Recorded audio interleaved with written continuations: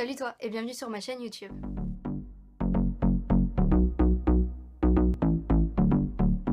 J'espère que chez toi tu vas bien. Aujourd'hui on se retrouve pour une nouvelle vidéo où je vais te parler d'un film et d'une série. Donc sans plus attendre, je vous laisse avec la suite de la vidéo. Cette semaine sans parler d'American Horror Story qui a repris mercredi. Ça faisait tellement longtemps qu'on attendait. American Horror Story est une série américaine créée par Ryan Murphy et Brad Falchuk. C'est une série diffusée depuis 2011 et le principe même de cette série c'est qu'il s'agit de saisons indépendantes. Donc la saison 1 va être totalement différente de la saison 2, la saison 3, de la saison 4, etc. Et donc, comme l'explique le titre, American Horror Story raconte des histoires d'horreur, des légendes urbaines américaines, tout ce monde un peu glauque parfois, vraiment très très glauque parfois et hyper étrange. La saison 1 se passe dans une maison hantée où, si je traduis mot pour mot, c'est la maison des meurtres. La saison 2 dans un asile psychiatrique. La saison 3 c'est sur les sorcières, tout ça, à la Nouvelle-Orléans.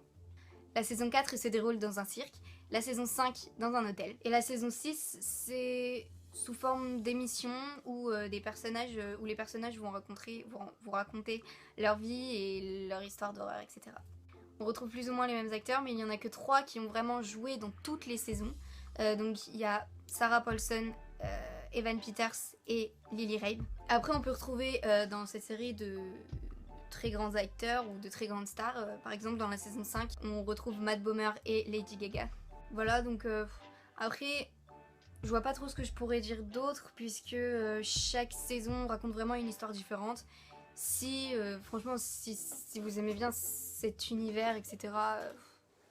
American Horror Story c'est juste hyper facile à regarder et c'est hyper prenant, c'est hyper flippant, mais franchement c'est hyper cool.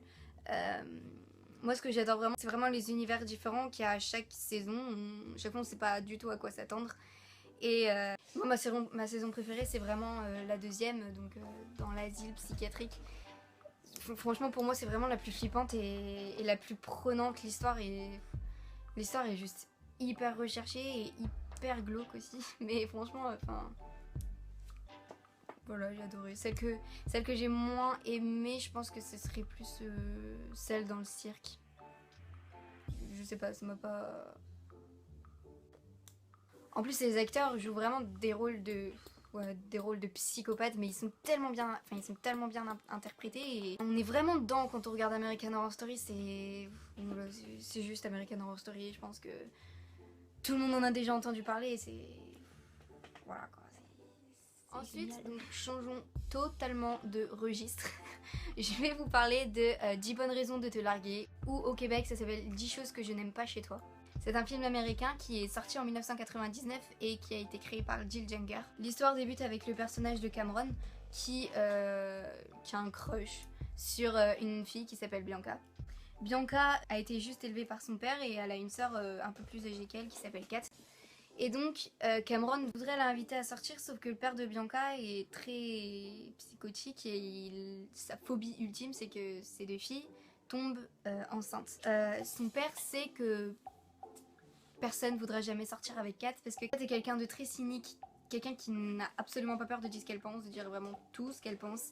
Elle est très solitaire et elle dit clairement qu'elle a besoin de personne pour vivre quoi. Donc Cameron va essayer de trouver un stratagème pour faire en sorte qu'un garçon puisse sortir avec Kat pour que lui-même puisse sortir avec Bianca.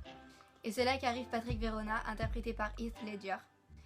Et Cameron va tout faire pour que Patrick sorte avec Kat. Et donc je vais m'arrêter là pour pas vous spoiler tout le film. Hein. Mais vraiment ce que j'ai vraiment adoré dans ce film c'est les personnages de Patrick et de Kat. Ils sont tous les deux hyper étranges et hyper solitaires, mais au final ils sont hyper intéressants. Et ce film est tellement drôle, franchement...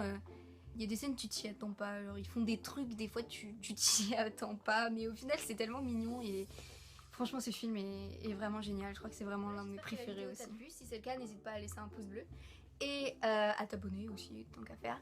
Et si vous avez des suggestions de livres, de films ou de séries dont je pourrais parler la semaine prochaine, n'hésite pas à me le dire en commentaire.